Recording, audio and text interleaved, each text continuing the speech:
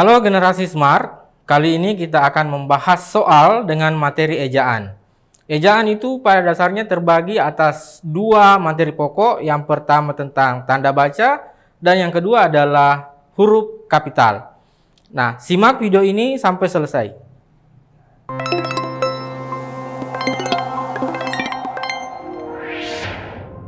Soal nomor 1. Jenis soal ini pernah muncul di SIMAK UI tahun 2019. Ini bentuk soalnya tentang kosakata, tapi bentuk soalnya berupa paragraf dan meminta kita mencari kosakata mana yang salah di antara paragraf itu. Nah, biasanya paragrafnya agak panjang, tetapi opsinya hanya memuat 5 nomor kalimat. Nah, jadi kita fokus saja pada nomor kalimat yang ada di opsi. Nah, di situ ada kalimat 6, 7, 8, 9, dan 10. Kita fokus di kalimat 6. Oh, ini nomor 6 ini yang mana yang salah? Oh, ternyata tidak ada. Nomor 7 gini, oh ternyata tidak ada. Nah, sekarang kita cari-cari dari semua opsi. Kalau tidak ada, betul-betul tidak ada, perhatikan soal kata-kata yang jarang digunakan.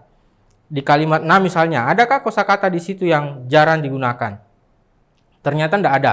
Berarti kalimat 6 aman. Kalimat 7, ada tidak kosakata yang jarang digunakan? Nah, ternyata ada. Kata kardiovaskular. Kardiovaskular. Artinya kemungkinan itu adalah jawaban yang diminta. Kemudian nomor 8. Nomor 8 tidak ada kosakata yang asing. Nomor 9 juga tidak ada.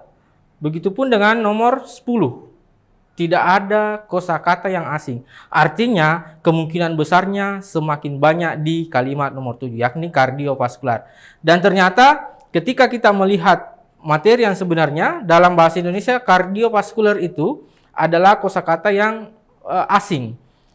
Belum dibakukan kalau menggunakan huruf E. Ketika menggunakan kardiovaskular itu baku. Nah, harusnya di situ dua cara perbaikinya, bisa menggunakan huruf miring, bisa juga mengganti huruf E-nya menjadi huruf A. Kardiovaskular menjadi kardiovaskular. Seperti itu untuk nomor 1.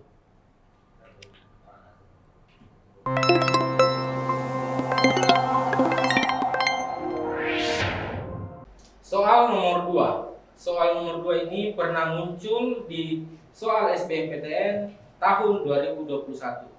Soalnya seperti ini. Nah, soalnya minta perbaikan teks yang bercetak tebal pada kalimat 1. Artinya kita fokus saja pada kalimat 1 yang bercetak tebal. Nah, di situ ada abad ke-21. Jadi yang mau diperbaiki adalah ke spasi 21. Nah, itu yang mau diperbaiki. Nah, cara memperbaikinya sebenarnya ada 3. Ada 3 kalau kita menggunakan angka 21, semestinya di situ dikasih garis hubung. Nah, karena ada di pilihan ada seperti itu, ke garis hubung 21, maka jawabannya C. Nah, sebenarnya ada lagi cara lain yang bisa menggunakan angka Romawi, tetapi tidak perlu pakai ke lagi. Abad 21 langsung. Jadi tidak perlu menggunakan garis hubung ketika menggunakan Romawi. Begitupun kalau menggunakan huruf ke-21 itu pada dasarnya tidak bisa ditulis huruf karena 21 itu 3 kata. Berbeda kalau ke-20. Itu 2 kata, ke-20 bisa ditulis dengan huruf.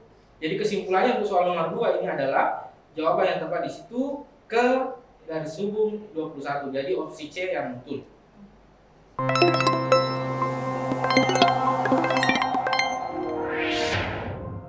Soal nomor 3.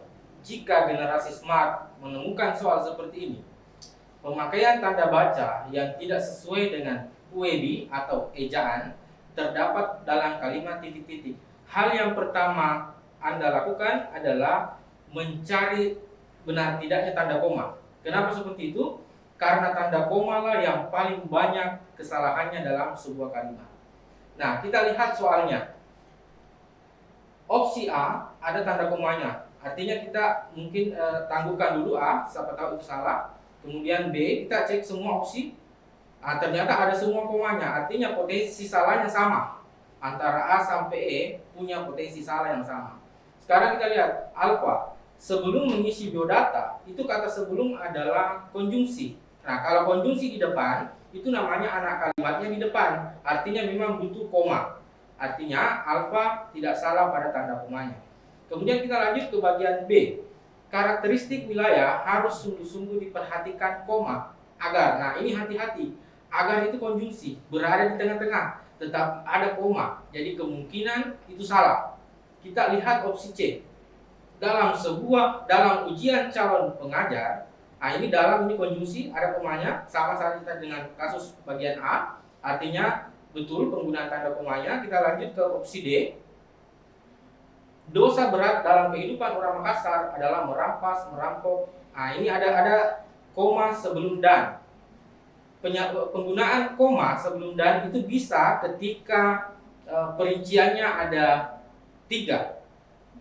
Merampok, merampas, merampok, membegal, itu memang harus digunakan koma. Kecuali kalau merampas dan membegal itu tidak perlu dikoma. Berarti delta betul. Kemudian error, orang Sulawesi, koma, baik laki-laki maupun perempuan, koma.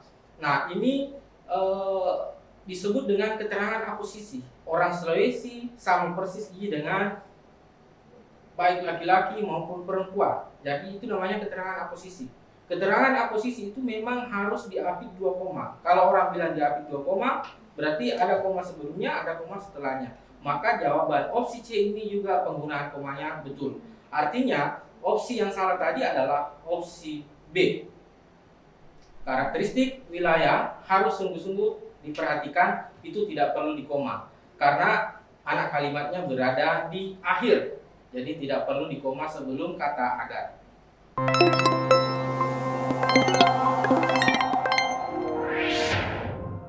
Selanjutnya kita ke nomor 4. Nah, jika generasi smart mendapat soal seperti ini. Pada kalimat berikut terdapat satu kata yang benar, yakni. Nah, ini kita harus mengecek satu persatu kosakata mana yang salah. Opsi A, seseorang dapat dipastikan menderita suatu penyakit tertentu setelah melalui hasil analisa pemeriksaan laboratorium. Opsi A ini mengandung kata analisa. Nah, ini yang perlu kita perhatikan. Apakah ini betul atau salah? Analisa ataukah analisis? Itu kita tangguhkan dulu. B, ada setiap perusahaan akan selalu berusaha untuk meningkatkan produktivitas para pegawainya agar perusahaan itu dapat meningkatkan layanan pada konsumen. Di sini ada kata produktivitas. Itu yang kadang-kadang salah atau penulisannya tidak tepat. Ada kadang-kadang yang menggunakan huruf P, ada juga yang menggunakan huruf F. Nah, kita tangguhkan juga dulu opsi B, yang mana yang betul. Kemudian opsi C, ada kata pasca sarjana. Nah, ini pasca sarjana ditulisnya terpisahkah ataukah tersambung? Yang mana yang betul kira-kira? Jadi kita tangguhkan juga C. Delta, ada kata fotokopi. Fotokopi yang betul ataukah fotokopi? Nah, ada juga kata legalisir atau legalisasi. Nah, seperti itu. Kemudian opsi error. Opsi error ada kata antar wilayah. Nah, antar wilayah ini dispasi. Apakah harus dispasi ataukah antara wilayah yang tidak dispasi? Kita kembali ke soalnya. Pada kalimat berikut terdapat satu penulisan kata yang benar. Berarti ada opsi 4 yang salah. Nah, opsi yang mana yang salah? Pertama alfa itu salah. Analisa itu harusnya analisis. Nah, seperti itu. Kemudian bravo, produktivitas itu sudah betul menggunakan V, bukan F. Artinya bravo adalah jawaban yang tepat. Kemudian C, ada kata pasca sarjana. Pasca sarjana itu harus ditulis tersambung. Karena pasca itu adalah bentuk terikat. Semestinya harus disambung dengan kata yang mengikutinya. Kemudian pilihan delta, ada kata legalisir. Jadi harusnya itu legalisasi. Legalisir itu salah. Fotokopi itu sudah betul penulisannya, bukan fotokopi. Kemudian error, ada kata antar wilayah, itu tidak perlu dispasi. Harusnya bisa antara wilayah, bisa juga antar wilayah tanpa dispasi. Seperti itu untuk nomor 3.